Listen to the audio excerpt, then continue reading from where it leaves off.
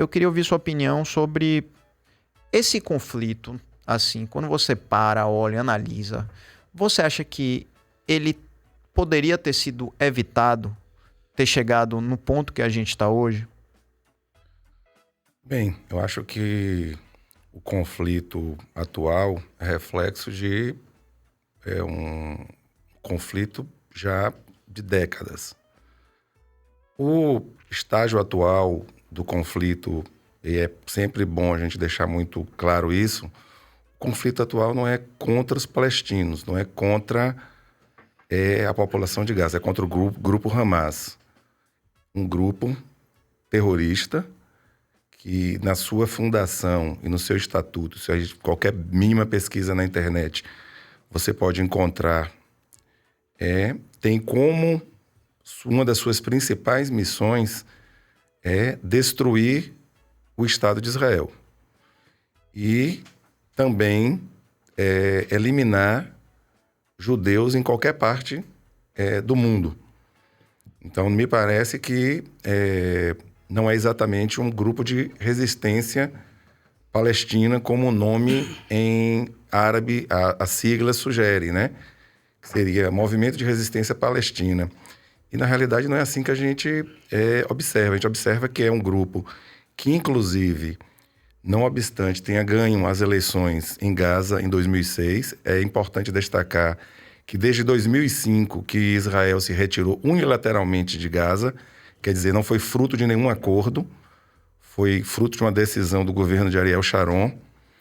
E essa retirada de Gaza foi porque passou-se a ter uma doutrina em Israel de que a melhoria das condições econômicas da população palestina permitiria um distensionamento progressivo das tensões para que se caminhasse na criação do próprio Estado palestino, conforme previsto pelos acordos de Oslo de 1993.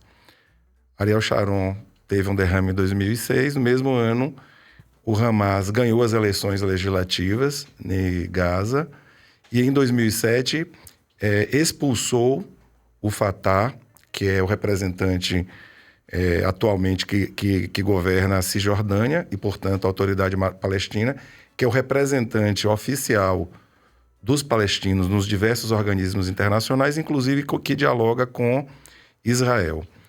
Então, de lá para cá, a própria população palestina virou refém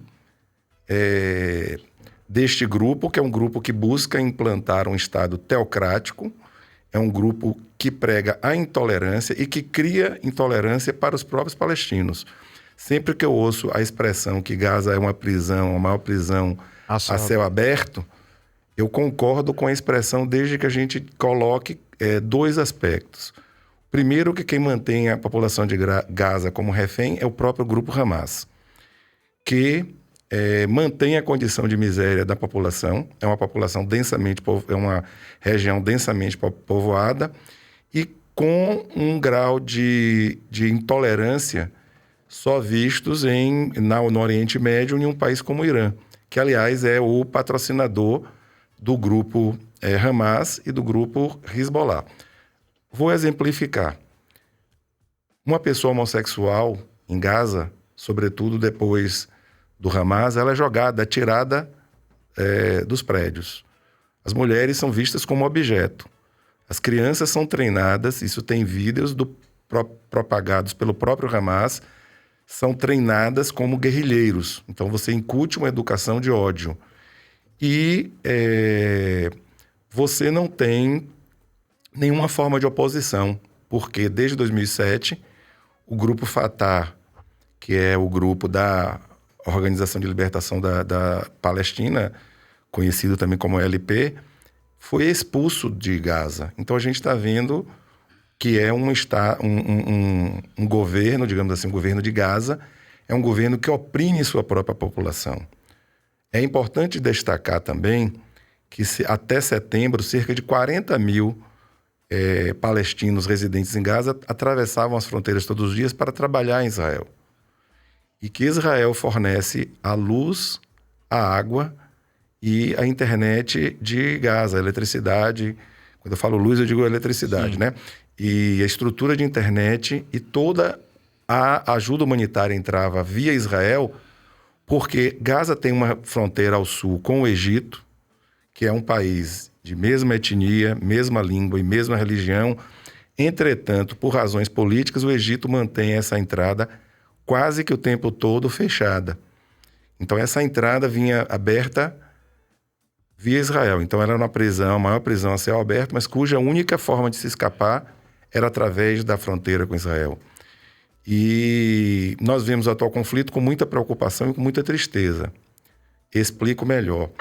Primeiro, por conta do terrível massacre ao qual a população judaica de Israel foi submetida nos ataques acontecidos no dia 7 de outubro, que era um Shabat, o dia sagrado para os judeus. Então, é um dia que a grande maior parte da população se recolhe para suas atividades religiosas, ou de lazer, e duplamente também era um dia santo, um dia sagrado, em que a gente estava encerrando um ciclo de 3 semanas de festas religiosas dedicadas à reflexão, à purificação e à sua própria análise espiritual, que culminou no Yom Kippur, o dia do perdão, mas que prosseguiu depois nas festas das cabanas, a festival de Sukkot. Depois desse festival, a gente tinha uma festa chamada Simchat Torah, quer dizer, a alegria da Torá. A Torá é o nosso livro sagrado. Exatamente nesse dia, como aconteceu 50 anos antes, na Guerra do Yom Kippur, no dia 6 de outubro de 1973, a população israelense foi pega com uma surpresa que ainda está sendo investigada as razões das falhas de segurança, né, importantes, que motivaram a morte de 1.400 pessoas, incluindo crianças, idosos, adolescentes, mulheres, homens, destes cerca de 200 e poucos soldados, a grande maior parte, portanto, civil, mais de 2.600 feridos, muitos em estados graves. E alguns, inclusive, pessoas não judias, como árabes que trabalhavam ali naquelas regiões dessa comunidade.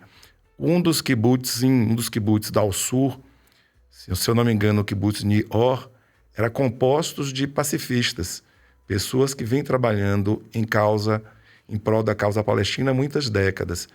Então, com o grupo terrorismo, essas pessoas não foram convidadas a dialogar. Elas foram degoladas. Os estudos forenses realizados agora, nas últimas 2 semanas, viu que todas as pessoas do sexo feminino, todas, independente de idade, foram estupradas. Foi encontrado também uma mulher grávida, com a barriga aberta, o bebê foi retirado e decapitado. Tem imagem de 40 bebês decapitados. Então, assim, foi uma barbárie sem noção, sem tamanho. Isso representa a população palestina? Claro que não. Então, a gente está vendo com muita preocupação e tristeza por isso. E a preocupação adicional é que, diante de uma ameaça dessa, eu acho que a gente tem que realmente eliminar a população, a população de terroristas que atormentam a população palestina em Gaza. E isso traz muita preocupação por conta de que não haja danos para os civis. Uhum.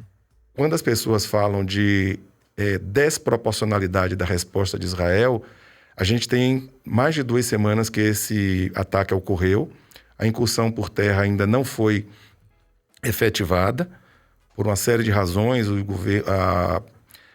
O exército de Israel, inclusive, tem uma prática que nenhum outro exército do mundo tem. Ele distribui, ao longo quando se prepara para uma operação militar, ele distribui folhetos, ele liga para as casas. Neste caso específico, eles invadiram de maneira com um ciberataque a televisão de Gaza e deram orientações que a população se deslocasse para o sul. Não se bombardeiam alvos civis e, mesmo assim, a gente não conseguiu que essa população fosse evacuada por conta de várias imagens de organismos, inclusive, que não são pró-Israel, que já documentam que a população não está conseguindo se deslocar para o sul. Por outro lado, a ajuda humanitária também teve muita demora por parte do Egito, como eu falei inicialmente. Então, sempre quando o governo de Israel teve a posição de fazer um cerco a Gaza, o Egito, que é muçulmano também, e é árabe, de mesma língua, religião, e mesma etnia da população de Gaza, se omitiu, né? E demorou muito. Ontem eu estava assistindo um documentário sobre um jornalista da CNN em Gaza, e ele relatando, ele tentando ir para o sul e não conseguia. Então a gente sabe das condições lamentáveis da população de Gaza e a gente, naturalmente, a gente não deseja o mal ou danos para nenhum civis. Então eu acho que esse foi o grande dilema que a ação do Hamas colocou, porque a ação do Hamas ele não colocou achando que Israel não ia responder. Ele, muito pelo contrário, por não se importar com as vidas palestinas, porque claramente que as vidas judaicas ele já não se importava, isso a gente já sabe.